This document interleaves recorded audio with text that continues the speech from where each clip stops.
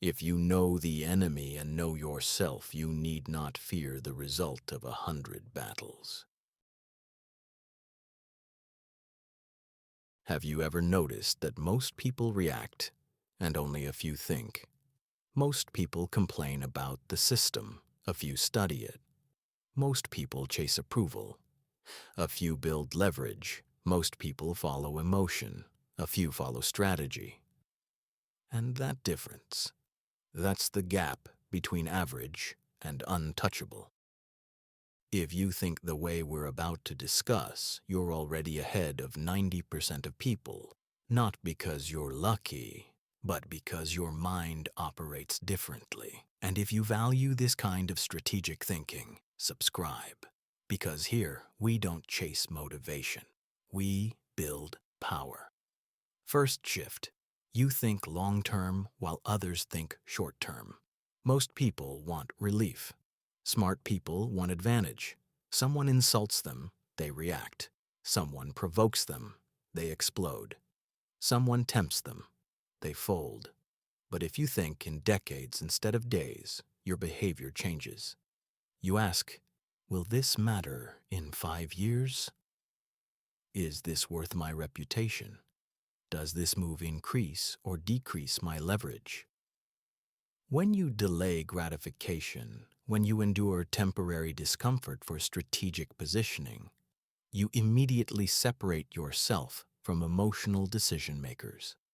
Second shift, you assume responsibility even when it's not convenient. Blame feels powerful. Responsibility is powerful. Average thinking says it's their fault. Advanced thinking says, what can I control? Missed opportunity? Skill gap? Toxic relationship? Boundary gap? No progress.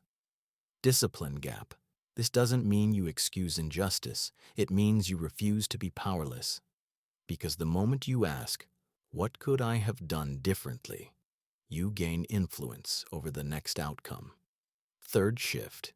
You study human nature instead of complaining about it. Most people are shocked when others lie, manipulate, compete, or prioritize themselves. Why? Humans have always done that. If you understand incentives, ego, fear, status, validation, you stop being naive. You don't expect loyalty without alignment. You don't expect honesty without consequences.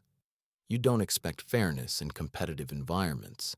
And because you expect reality, you are rarely surprised. The person who isn't surprised is rarely defeated. Fourth shift, you detach from the need to be liked. This is uncomfortable, but powerful. If your decisions are filtered through, will they approve? You're predictable. But if your filter becomes, does this align with my values and goals? You become stable. Stability creates authority.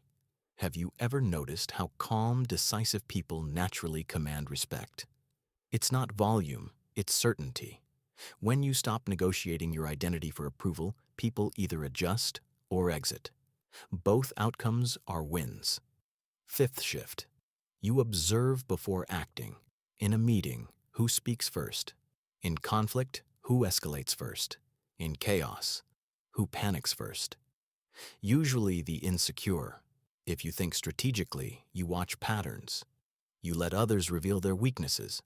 You study tone, posture, contradictions. Silence is data collection. When you finally speak, it's precise. And precision feels powerful. Sixth shift. You control your emotional leakage. People constantly scan for weakness, not consciously, but instinctively. Rapid speech, nervous laughter, defensive tone, over-explaining. These signals invite pressure. But when you slow down, breathe evenly, maintain eye contact, and speak calmly, even under attack, something shifts. People recalibrate. Because composure under stress signals internal dominance. The person who controls themselves controls the room. Seventh shift. You think in terms of leverage, not effort. Most people work hard. Few build advantage. Leverage is skill, reputation, network, information, capital, positioning. Instead of asking, how can I work harder, you ask, how can I work smarter? Instead of arguing endlessly, you build options. Instead of chasing attention, you build scarcity. Instead of demanding respect, you increase value. Power isn't loud, it's positioned. Eighth shift. You embrace discomfort intentionally. Cold shower, difficult conversation, early mornings, hard workouts, skill development after long days. Why? Because voluntary hardship builds psychological immunity. When you train your mind to tolerate discomfort, manipulation loses power. Guilt doesn't break you. Pressure doesn't rush you. Fear doesn't paralyze you. You've practiced being uncomfortable. So when life becomes uncomfortable, you're prepared. Ninth shift. You understand that perception shapes reality. It shouldn't be this way, but it is. How you speak, how you dress, how you carry yourself, what you tolerate. All of it communicates status. If you constantly explain yourself, you look unsure. If you laugh off disrespect, you look permissive. If you overpromise, you look needy. But when your words are minimal and your actions consistent, your perceived authority rises. Perception becomes leverage.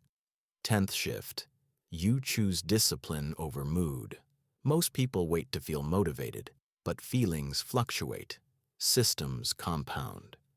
If you think ahead of 90% of people, you build routines that operate regardless of emotion. You show up when tired. You train when uninspired. You study when bored. Because you understand something critical. Consistency beats intensity. While others restart repeatedly, you continue quietly. And over years, the gap becomes irreversible. Now ask yourself honestly, do you react or calculate? Do you chase or position? Do you complain or adjust? Do you seek comfort or capacity? Because thinking differently is not about arrogance. It's about awareness. The truth is simple. Most people operate on impulse, validation, and short-term relief. If you operate on strategy, self-control, and long-term leverage, you are already ahead. Not because you're superior, because you're intentional. And intentional minds are rare.